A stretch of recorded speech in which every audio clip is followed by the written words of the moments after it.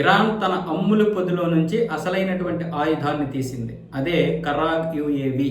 ఇంతకుముందు కూడా ఇవి ఇలాగే యుద్ధం లాస్ట్లో వచ్చేది. 2010 నుంచి ఇరాన్కి అందుబాటులో ఉంది. సొంతంగా తయారు చేసుకున్నటువంటి ఈ డ్రోన్ క్షిపణి ఇప్పుడు అమ్ముల పొది నుంచి తీయడానికి ప్రధాన కారణం ఏంటంటే ఇక ఇరాన్ అసలైనటువంటి యుద్ధ తంత్రాన్ని బయట పెట్టబోతుంది. మామూలుగా అయితే ఇవి ఎక్కువగా ఉపయోగించదు, ఎందుకంటే ఇవి కొంచెం ఎక్కువ ధరను పెట్టి తయారు చేసుకుంది. ఈ యొక్క క్షిపణులకి జెట్ ఇంజిన్లు కూడా ఉపయోగిస్తుంది. దీనికి పెద్దగా రన్వే అవసరం లేదు. ఎక్కడి నుంచైనా వీటిని లాంచర్తో ప్రయోగించవచ్చు. ఇవి దగ్గర 1000 కిలోమీటర్ రేంజ్లో పనిచేస్తాయి అంట. 900 కిలోమీటర్ల వేగంతో వెళ్తాయి. ఆత్మాహుతి బాంబర్లుగా, అలాగే దాడులు చేసే క్షిపణులకు కూడా ఉపయోగపడతాయి. ఈ యొక్క కరాగ వ్యవస్థను బయటికి తీయడంతో ఇప్పుడు అమెరికా కూడా వణుకుతుంది. ఎందుకు అంటే ఏ క్షణం ఏ విధంగా దాడి చేసినా అమెరికాకి ఏమి నష్టం లేదు. కానీ ఒకేసారి దాడి చేయడం వల్ల వాళ్ళ యొక్క రాడార్ వ్యవస్థ పనిచేయడం లేదు.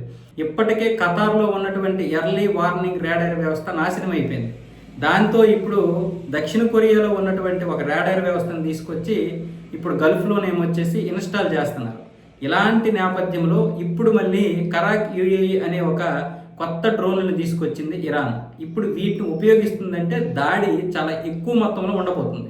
ఇవి ఇరాన్ దగ్గర చాలా తక్కువలోనే ఉన్నాయి. అంటే ఎన్ని ఉన్నాయో తెలియదు, కానీ మరి ఇప్పుడు షాహిద్ 136 లాంటి క్షిపణులు లేకపోతే డ్రోన్లు ఏవైతే ఉన్నాయో వాటిని సంఖ్యలో లేవు.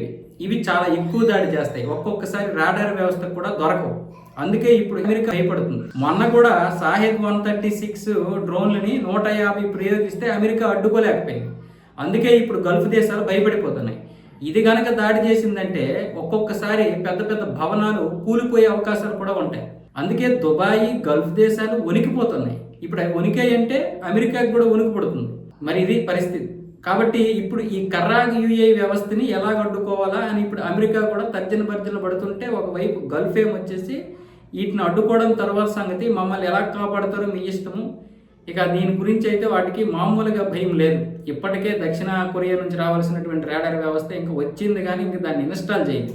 ఇలాంటి పరిస్థితుల్లో గల్ఫ్ దేశాలు ఉన్నాయి. అంటే సొంత ప్రజల చేతే ఇలాంటి ఇబ్బందికరమైనటువంటి పరిస్థితుల్లో ఈరోజు మిడిల్ ఈస్ట్ తగలబడిపోతుంది.